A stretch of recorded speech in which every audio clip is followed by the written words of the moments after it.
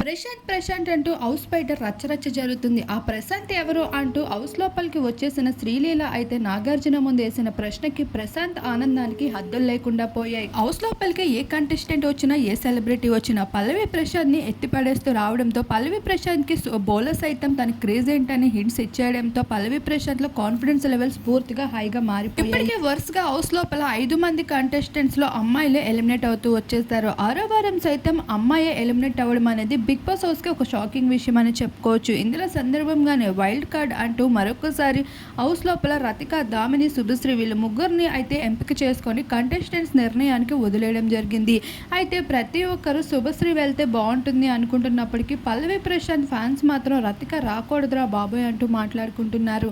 మరి రతిక వచ్చే అవకాశాలు ఎక్కువగా కనిపిస్తున్నాయి. లియెస్ట్ ఓటింగ్ ఎవరికైతే వస్తుందో వాళ్ళే హౌస్ లోపలికి రీఎంట్రీ ఇవ్వడం జరుగుతుంది. అది కూడా పోర్టుగాల్ టీంలోకి చేరుకుంటారు.